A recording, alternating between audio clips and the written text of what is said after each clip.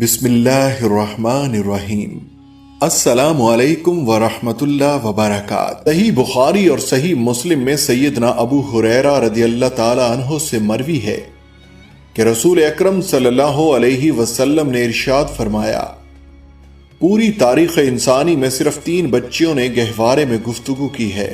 ان 3 بچوں میں سے ایک تو حضرت عیسیٰ علیہ السلام ہے اور دوسرے حضرت یوسف علیہ السلام کے حق میں گواہی دینے والا بچہ، جبکہ تیسرا جریج کی گواہی دینے والا بچہ ہے۔ اس قصے کی تفصیل یہ ہے کہ جریج بنی اسرائیل میں ایک عابد و زاہد اور شب زندہ دار عالم تھے۔ انہوں نے عبادت کے لیے آبادی سے باہر ایک جھونپڑی نما گرجا گھر بنا لیا تھا۔ ایک دن وہ عبادت میں مشغول تھے۔ ان کی والدہ ایک لمبی مسافت طے کر کے ان سے ملنے آئیں اور آواز دی، اے جریج۔ جریج نے اپنے دل میں کہا، یا الہی، میری ماں پکار رہی ہے اور میں اس وقت نماز میں مشغول ہوں۔ ماں کو جواب دوں یا نماز میں مشغول رہوں؟ بہرحال وہ اپنی ثواب دید کے مطابق نماز پڑھتے رہے اور ماں کو پکار کا جواب نہیں دیا۔ ماں واپس چلی گئی۔ دوسرے دن وہ پھر آئی۔ اس وقت بھی جریج نماز پڑھ رہے تھے۔ ماں نے آواز دی، اے جریج۔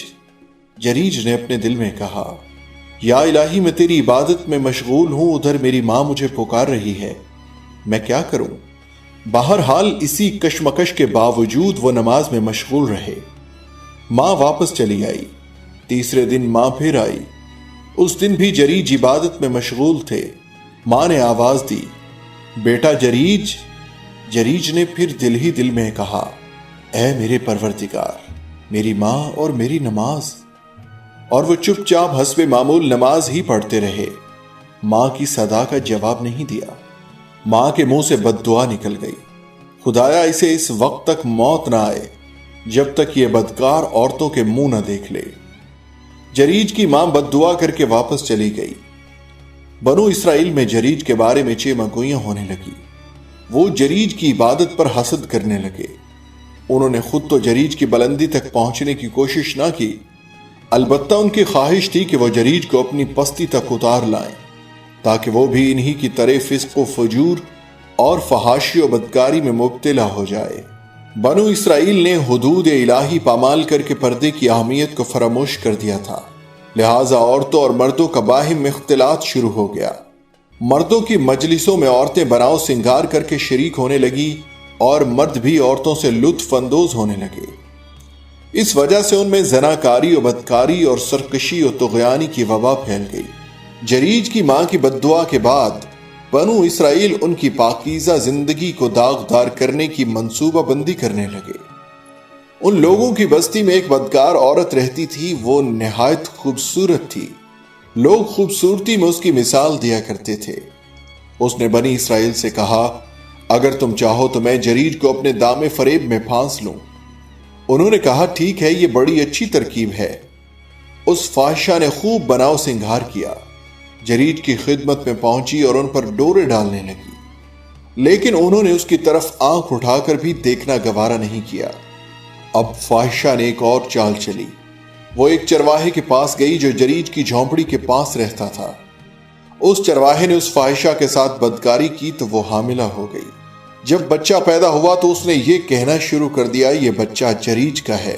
بنو اسرائیل جریج کو رسوا کرنے کی طاق میں تھے۔ یہ خبر سنتے ہی وہ جریج پر چڑھ دوڑے، انہیں عبادت گاہ سے باہر گھسیٹا، عبادت گاہ کو ڈھا دیا اور انہیں بری طرح زد و کوب کرنے لگے۔ جریج نے پوچھا، وجہ کیا ہے؟ تم لوگ آخر کیوں مجھے مار رہے ہو؟